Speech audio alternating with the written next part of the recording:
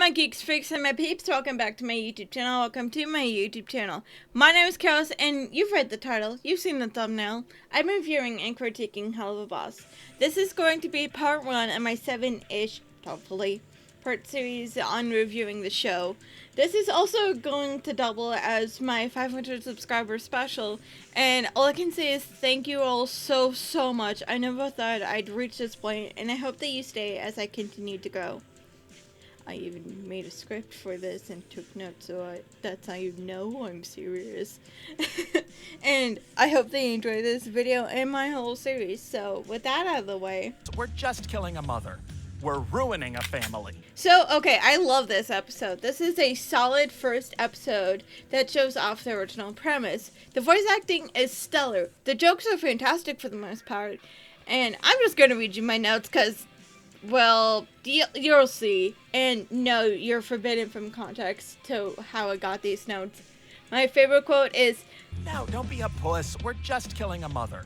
We're ruining a family." Millie's only badass till you hit her with a bottle. Yeet the child. Go Moxie! Followed very quickly by Moxie. At the timestamp 5:16, there's a billboard at the back that just says, "Dick, sleep paralysis demon, that you?" And today's homework is trauma. Because we love trauma given by teachers. We love that. Honestly, my biggest gripe with this episode is the bathtub scene. And it all has to do with hindsight and knowing how this particular relationship turns out later on down the series. Just, okay, so this whole scene takes place while Stolas is bathing. He's lounging in a luxury bathtub. Meanwhile, Blitz is actively being shot at, is injured, and Stolas is just calling him saying that he wants to have passionate fornication every full moon. Stolas knows that Blitz is in danger as he can see through the bubbles. Blitz is also actively telling him now is not a good time. Stolas is just like, nah, it's fine, bestie. Stolas also just wants Blitz's body in exchange for the book. No, I will not be saying grandma for the entire review. My mouth cannot do that. And Blitz has literally no choice but to agree. And he can't even process what's happening because, actively being shot by a crazed, satanic, cannibalistic serial killer.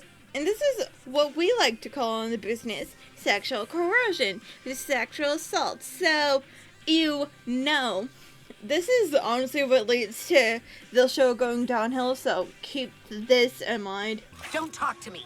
I know you're a pervert under there. Yeah. Oh man, I have thoughts on this episode. Yeah, this will be a very quick pattern. You'll see very quickly what my least favorite and favorite episodes are. So let's just start with the positives. The Palace looks stunning. Stolas' voice actor is very talented with both acting and singing. The scene with baby Octavia and him is adorable, and it gives Stolas a strong start in the parenting department.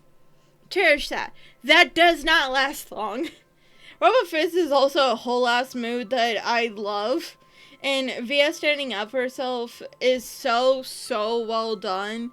I also love Blitz's ringtone. This will be the start of Blitz breaking literally every single phone he can within arm reach. Which also, side note, how the hell does Blitz afford to replace all his phones? Because it's not a small amount of phones by any means. And also, yeet the amps. Alright, now let's start with my gripes because, oh boy!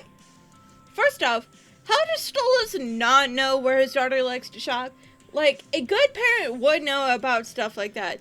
Like, what songs and artists speak to her, what is her favorite fashion brand, her hobbies, all stuff an involved parent would know both explicitly and implicitly.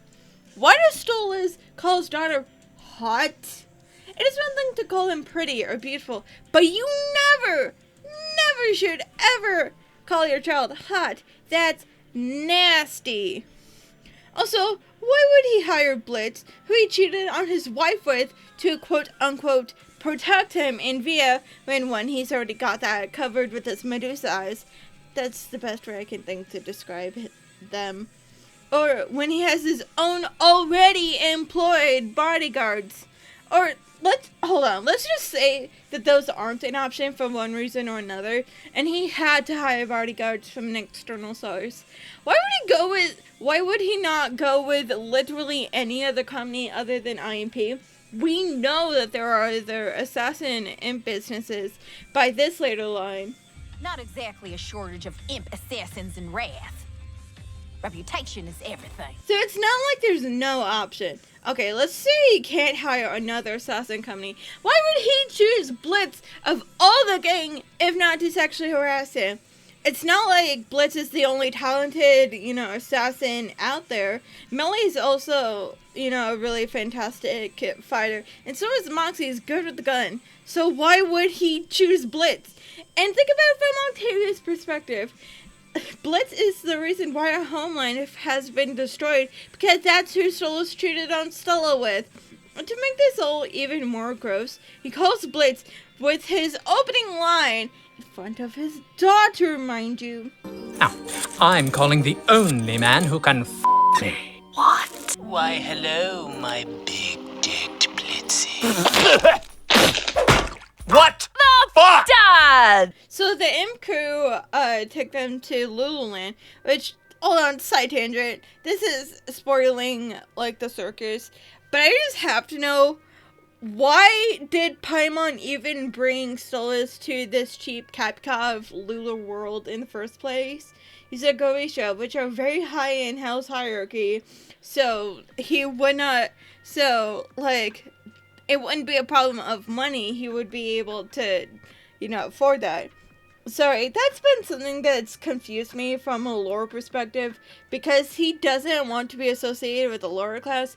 So why would he go to a lower class cheap amusement park? Because he would be very concerned with appearances. I ask this because it's very clear from the circus that moment in time when he first saw Blitz as a child, which I like to believe is a retcon because there's literally no hints and it does not impact the story whatsoever before or after. It's very clear that that moment is why Stolas likes Loo Loo Land so much. But my question is, why did Paimon bring him to a cheap copycat of a more well-known and well-established amusement park? Alright, I swear, we're going back to the video at hand. Stolas brings Octavia to the park with the IMP crew to allegedly cheer up Octavia and spend a day with her. But the entire time, and I do mean the entire time, Stolas sexually harasses Blitz even after Blitz tells him to knock it off. Here's the thing, 99% of Stolas' interactions with Blitz is him sexually degrading him, and then they try to play it off as if it's cute banter, but Blitz is also very vocal about his discomfort, and something that I think would fix it would be have Blitz actually be into it. Have him also dirty talk Stolas. Now, this does not fix all their problems. There's Blitz being an imp being fetishized, the whole arrangement, Stolas being in casual classes and racist and not listening. But Blitz genuinely enjoying the dirty talk and also returning it would fix a lot of it. This all accumulates in Via storming off because she's done hearing it. And this finally causes Stolas to pay attention to his daughter, and he goes off to find her. He gets caught by an imp the size of a chihuahua, so roughly puntable size, and he pouts and says, "I thought I was supposed to have bodyguards." To which the M&M show up and put a bullet in M's head. The reason why they weren't worth it the entire time was Moxie was trying to get Millie a stuffy from a carnival booth. He also demands to know where Blitz is, instead of being grateful that he got quote-unquote saved. Again, he has Medusa eyes, and the imp was puntable. Oh, also, by the way, side note, Blitz is having beef with the robot version of his ex-bestie, and definitely not ex-crush Fizzaroli. Don't worry, he'll become relevant later on. Stolas heads deeper into the funhouse where he finds Octavia sobbing to herself, and if it wasn't for what comes later down the line, this scene would be amazing. Octavia tells him the obvious, that she didn't want to come to Loo Loo Land. Again, how the heck did he not even know that? She literally told him, and he would have known that already. He also learned that her parents were at least fake nice to each other in front of her. She tells him that home doesn't feel like home anymore. Which, to the person that said Octavia was an idiot because she didn't realize that her parents hated each other, that's nasty. Parents do this all the time in the hopes of sparing their children from the pain or, traumatizing them. She calls him out on harassing Blitz the entire time. She tells him that he ruined home, which, yeah, he did. Then she asks, will he run away with Blitz, to where she will never find him, leaving her behind. To which he says he'd never. And if this isn't twisted foreshadowing, I don't know what is, because that's exactly what he does. And yeah, that's more or less my thoughts on Loo Loo Land. Hi. How about we go in reverse order with gripes first? Why do we need the fat jokes? They're not funny, never happened, and honestly not necessary. Why was the Moxie gang rape joke there? Like, was it necessary? What was even the joke? I went way more in depth into this in the Hella vs. Polymorph essay video. But seriously, why was this here? That's funny, apparently, somehow.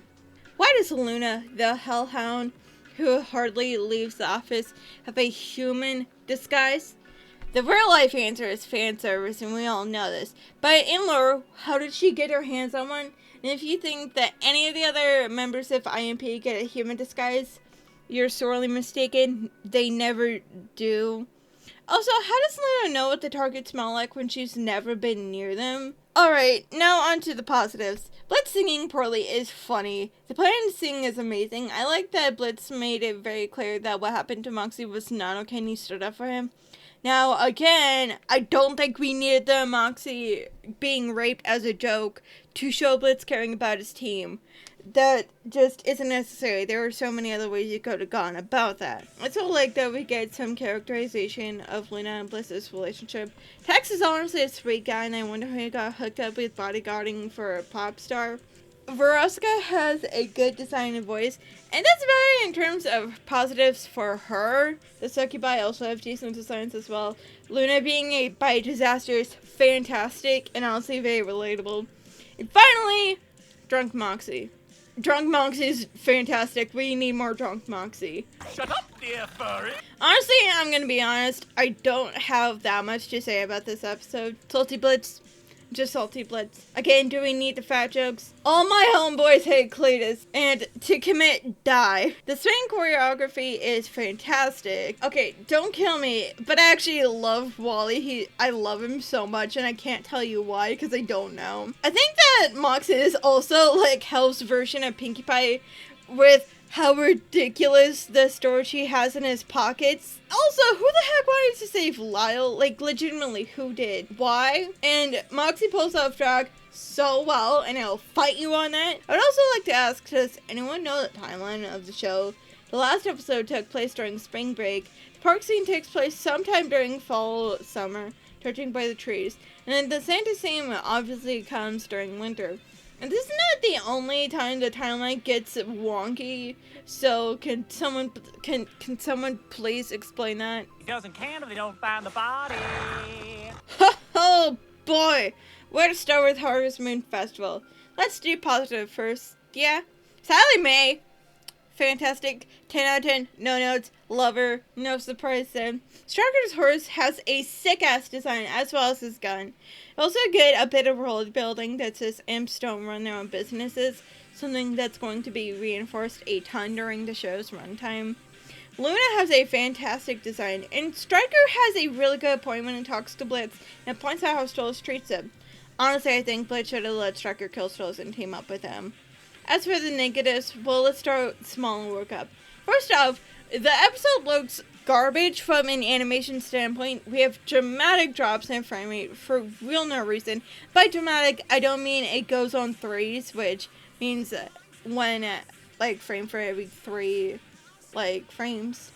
I explained that poorly, but I think you know what I mean. But, we get 5 frames per second, which, why?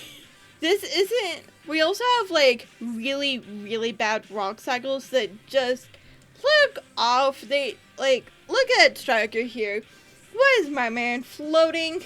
This isn't really a problem for any other episode before or after, so what happened? If anyone knows why the animation looks bad, please tell me. I'm so confused. This episode also introduces one glaring plot hole and creates massive confusion with another episode. So first off, this episode we learn that Moxie was born and heavily implied to have been raised in Rathring. However, in X's and O's, apparently Moxie has a mob boss dad in the Greed Ring and grew up there. People were very confused because, like, the language is kind of murky, so I can understand there. And it seemed contradictory, which some of that stuff had to clarify that yes, Moxie was born in Wrath and raised in Greed, which for me made sense, but if you have to go to an external source from the creators to clarify major stuff like this, that's not a good sign that you're a good creator. This is something that Vizzy as a creator has a problem with, being that she doesn't explain her worlds well, and a lot of things that you need to find, like, to figure out how the world works, you have to go and find old live streams and other external sources. And that's how you turn people away from your project as a creator. If it's small things that add context for the world or changes how you look at it, that's fine. Like, why does a character only wear red socks on rainy Tuesdays? That's fine to tweet out because it's not crucial to understand your story. Like, for instance, in the Book of Bill, like, we learned that Mabel and Dipper's parents are divorcing, which is never stated in the show.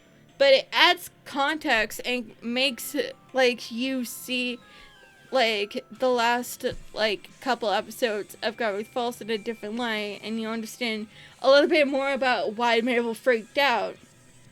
But you don't need it to understand why she's, very scared. They also had to make another correction in Mastermind, but we're not there yet. In the plot hole, the creative still is, keep that in mind, we're going to get to that when we get to Western Energy. Also, this episode is set up to be a Millie episode because we head to her family and her ring. But it turns out to be a Moxie episode. Honestly, Millie has this problem, and it's not just Millie, but she's the most prominent example. Has the problem of only ever being allowed to be the supportive wife and nothing else. Sure, she's a good fighter, but so is literally everyone else in the show, so that's not even unique to her.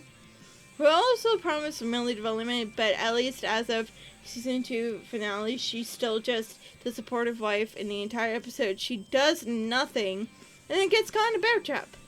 Sorry for the tangent, back on the path. Stolz ignores Blitz's boundaries even when he is literally being angrily yelled at to knock his shit off. He doesn't care. He also burns Blitz, and someone literally tried to justify this by saying, what if Blitz can't feel it? Which, that doesn't matter. It is about basic respect for a person, and if I had a wife that couldn't feel her arms and I cut her, harmed her arms, and I say, what does it matter? You can't feel it, why are you mad at me? She still has the right to be mad at me because I didn't respect her as a human being and chose to harm her. And what if he can't theoretically feel it? That's even more messed up. The show also has a problem of undercutting moments with jokes. For example, Moxie's supposed to have a badass moment of shooting Striker and then gets slammed by the wall by Luna. The joke itself is fine, I guess, but it's placed so poorly. And finally, I honestly don't care much for Striker's first rate. Okay, bye!